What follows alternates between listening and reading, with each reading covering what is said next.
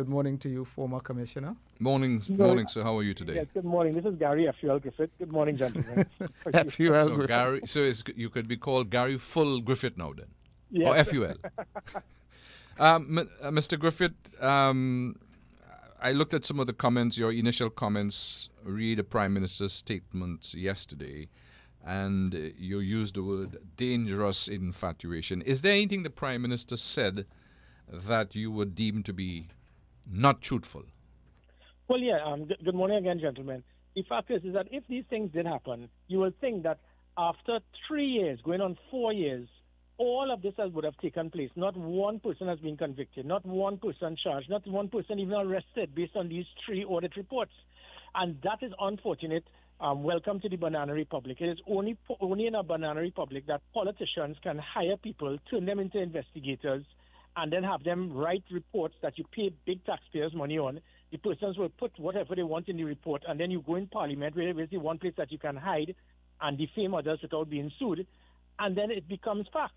My point is, whether this is true or not, the important thing is, if it is true, how come no one has been arrested?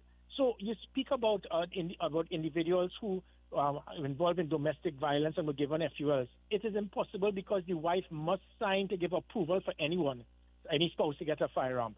You then say that person... So before you go on, Mr. Griffith, we are talking about the FUL matters, right? I want to be very clear, because I know the Prime Minister talked about SSA, and then he went on to FUL. So our discussion is about the FULs, okay? Right, yeah. Right, so please go ahead. Yes. Then he spoke about persons who had criminal records got firearms. It is impossible because you needed to have a certificate of character to bring forward before you could get an FUL. He then stated that persons changed their weapon from semi-automatic to automatic. That is a criminal offense. So all of the things he spoke about, how come after all of this, no one has a weapon seized by the present commissioner based on all of these allegations? Because these are grounds to seize your firearm if it is that it was acquired through an unethical or illegal mean. And furthermore, some of these things, as I said, it's illegal because you cannot change your weapon to automatic. Not even the commissioner of police could approve that.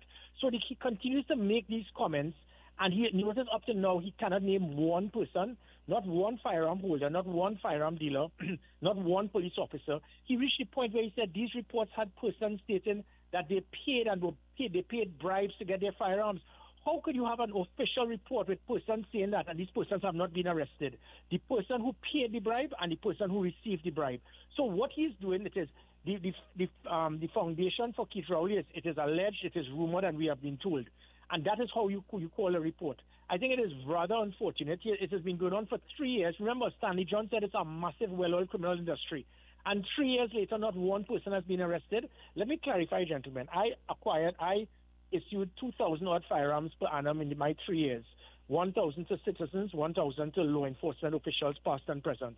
That amounted to 0.3% of the population, 0.3%. So when people are misguided by a prime minister trying to fool the country into believing that everybody was getting a firearm, and out of that, giving out 2,000 firearms per annum, and there were 25,000 applications. It would have taken over 12 years for me to deal with all of those persons.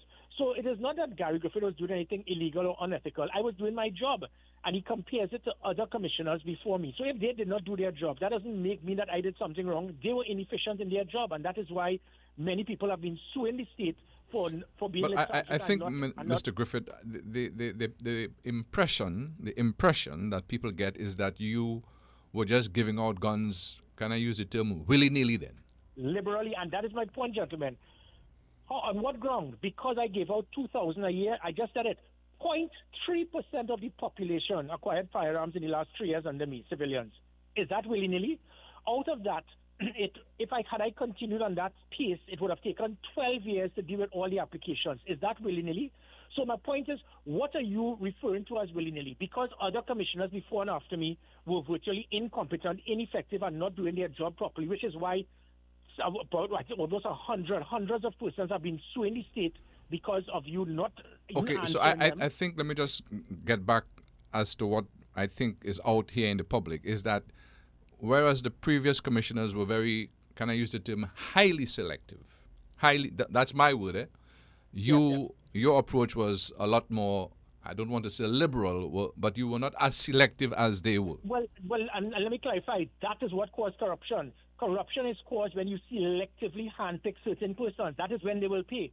When I open it to ensure that no firearm dealer or police officer can selectively handpick their close friends and family members, that is what caused the problem. So you understand, when you open it to make sure that you don't have a monopoly of persons only having access, like specific firearm dealers, specific senior officers that will selectively handpick. That is what caused the problem, because we have heard about this corruption for decades. I saw what happened. So when the Prime Minister made a very foolish comment to state that certain officers were rejecting applications, you know why they were rejecting it? They were telling persons there's no threat to your life. That is not a ground to reject it. These persons would have gone to court and I would have lost. Persons would be rejected if your wife did not prove it, if you don't have a certificate of character, if we have background check on you, and that shows that you did something illegal or unethical, if it is that you can't secure it properly. And so these applications were being held back at stations. So after 3 months, if you're holding it back, it means that you're trying to blackmail these applicants. So what I did was prevented it from taking place. And again, as I said, gentlemen, if other commissioners before me would have issued 300 a year, and I issued 2,000 a year, I did my job because I was efficient. You're trying to say that I did something wrong? Because listen, this is an important point. Out of the 300 that they would have issued annually, there were more firearms and those being issued, being lost, stolen, and used for a crime than my 2,000 per annum. Because in the 6,000 I issued in my 3-year period, not one was lost, not one was stolen, not one was used for a crime during my 3-year period. So it showed that it wasn't liberal. I was doing my job efficiently and effectively to prevent the abuse. Others were handpicking, hand-selecting, and giving it to the wrong people. You know, there's a question. Don't blame me. There's a question being asked, Mr. Griffith, as to why you would want to challenge details being made public, the court thing, and Sure. yeah.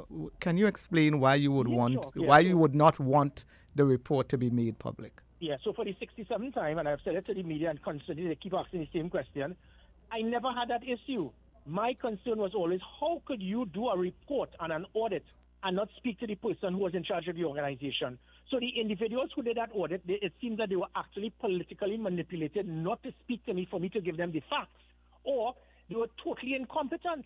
You cannot do an audit of an organization and not speak to the person who ran the organization. So it showed the bitterness, the pettiness, the witch hunt, the incompetence by the individuals who conducted the audit.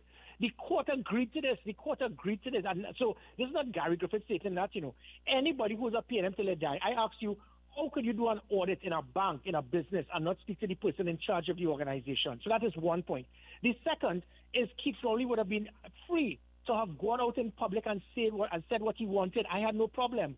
The day he said that he intends to take it to Parliament, I realized this was Emailgate reloaded. Because Parliament is the one place that you can go like a child and read out things, lie about people, discredit them, and there's no repercussion because you cannot be sued and the person can't go to Parliament to actually rebut. That was my point. If Keith Rowley had agreed to go outside in public and say Gary Griffith said ABC, I had no problem with that because I would have sued him for every golf club he had. And he did not want to do that. You have ever heard of an audit report being read in Parliament? No, you read it on a post-cabinet press conference. You read it out in a political platform and let the chips fall where it may, and you get sued if it is that is defamation. He wanted to go to Parliament. Do people not understand what I am saying? You wanted to go to Parliament that you can discredit people, just like he did with Emailgate, and not be sued. So my concern was never him stating, say what you want, but you better come and be honest and come with facts, which again, I go back to my point. All of the comments he has made about people getting illegal firearms, people purchasing firearms in a corrupt manner, bribery, corruption, people changing their weapons to automatic, criminals getting firearms. He cannot name one person. And if all of these things took place, how come Earl Christopher has not seized the firearms from these individuals, and how come none of these individuals have been arrested? It goes to the SSA situation now that we can also discuss. Well, so you're linking a statement he made in the SSA where he talked about the persons who fell off a chair and died under a certain commissioner. Obviously speaking about you. How do you respond to the Prime Minister? Well, he's a blatant liar. Again, I want to challenge anyone. Show me any recording or video where I ever said that. The man goes to Parliament and lies. His favorite thing is Lionel Richie. He lives in Libert Village. I never said that. So he continues to say the same thing What we said is that when the media asked, we stated that the individuals were held. There was some altercation between themselves and the police, not just sought other police officers. They immediately, after the altercation, they sent them to the hospital. At the hospital, they offered the individuals for a bed for them to lie on. They said no, they were in fine condition. They wanted to remain seated. Whilst being seated, they collapsed. And then after they immediately started to look into them, had emergency surgery, and the persons died. If anybody could see that to say that Gary Griffith said they died because they fell off a chair, they do not deserve to be a prime minister or even a politician, because you are lying to the country. So that clarifies the falling off a chair stupidity, because that is what will incite your base, have them laugh at your foolish lies. So that is totally inaccurate. The other thing as it pertains to SSA, gentlemen, Trinidad and Tobago, the Prime Minister is gearing up for an election. He has now stated that certain persons in an organization that is run under the Minister of National Security, not the Commissioner, the Minister of National Security, could be so clueless that a virtual coup was taking place under the watch of the Minister, because SSA reports directly to the Minister, not the Commissioner. This was another red herring, expecting that Gary Griffith was involved. I have nothing to do with this, as you will have seen, based on all the reports. But what the country must ask now, if you are stating that these individuals are in a Jim Jones cult-like, call their names and call their names outside of Parliament. Do not discredit persons or demonize them because they are God-fearing. You have 8 persons who belong to a religious organization out of 400 employees, and you turn that into a cult. And if you're stating that, go out on your political platform, call the names of the persons and say they are involved in cult behavior. State the names of the persons who are involved in terrorist activities. State the names of the persons who are involved in forming a plot to destabilize and overthrow the government. This is terrorism. This is mutiny. This is a coup. And not one person has been arrested for this as yet. That is madness. How could a prime minister tell a country that there was a virtual coup to overthrow the government and no one has been arrested? Okay, Mr. Griffith, before you go, we are at 10 o'clock. I just want to revert a little bit. Sure. I mean, what went wrong between you and the Prime Minister? I mean, just for historical purposes, sure, I understand. you all were going. I'm not saying getting along well, but you all had your roles and your functions. But something caused you all to bust up. In your analysis, what caused that? Tobago love. That's Tobago love. But you are not No. I'm being serious. What caused you and the political directorate to bust up the way you all have? I will tell you. Listen, Trinidad and Tobago, this perception about bad talk in the PNM and demonizing the PNM, you will not hear me say that. I have the world of respect for the People's National Movement. They have done a lot for this country. So I was never political. When I was Minister of National Security, I stood up against a Prime Minister on live sport. I don't care what political party you're in. When I was Commissioner of Police, I was being pressured to money was pumped into our account to target political opponents to have them arrested. I refused. My concept has always been to my God, my country, and my people, and that's why 2 prime ministers had issues with me. The perception of Keith Rowley and I having an issue because of the situation with COVID, when he said we should arrest persons if they're in their home, that is not true, because people will go back to the Carnage station opening. Keith Rowley and I were laughing, old talking, chatting when I showed him the police marine unit that I established. What happened? And then in March, he told his cabinet he wished he could get 10 Gary Griffiths, and this country would be fixed. That is the support and the respect he had for me. He then told the AG in April of 2021, when he heard that Gary Griffith had his tour of duty, I was done. I wasn't going back. He sent messages to me, I need you to remain as commissioner. Faris changed the law to get Gary to remain to act as commissioner because I was not a career police officer. You recall that? So up until April and May, Keith Rowley and I were very close to the point that he changed the law for me to stay. So all of the nonsense that they spoke about is not true. So what happened, unfortunately, there were 2 government ministers who were very concerned about the close affiliation Keith Rowley and I had. And they started putting false information to him. And he went with it. And he took the bait. They then showed in the poll that for the first time in history, someone had 76% national support. No other public office holder ever had that. He had 40-something. They started seeing me as a threat. And with that, he turned heavily. And they used the firearm as a red herring to try to discredit me. And it failed because, as I said, 3 years later, not one person has been arrested because they were lies. And I'm not saying that criminal activity didn't take place. But I was not responsible. All right. So if I did could what was just required. interject. So at this point, what you're saying to us, it was a inside political hit job on you that caused the bust up. Yes, gentlemen. And again, and to reconfirm that, I am nothing against Dr. Rowley. That is, would I be a madman as a political leader wanting to get in government to offer to help Keith Rowley while he's still in government? That is the type of person I am. I will put country first. I was willing to give him advice, free advice, not $50,000 a month, Stephen Williams' advice earlier, to show what was done that caused public confidence in the police to move from 14 to 59%, and now it dropped to 8% after I left. What caused the highest reduction in violent crime in 17 years? What caused the highest reduction in serious crime in 31 years when I was a minister? I was willing to provide that for him free of charge without me even speaking to the public.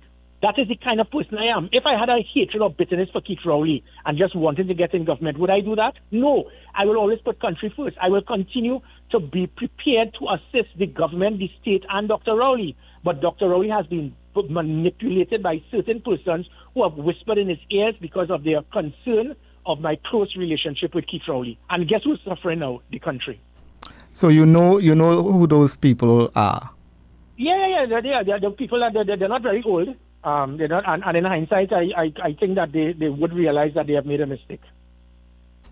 So okay, hold on. Don't try no smarting with me. They're not very old, so that means they're young. They're not very old, so they're young. I just said it's not old. No. We are all adults. So if they're not very old, they are young. Yeah, and in hindsight, I think they would have realized the error. All right, we have you. All right, on that happy note, have a very good day, Mr. Griffith. Have a great day, gentlemen. Bye-bye.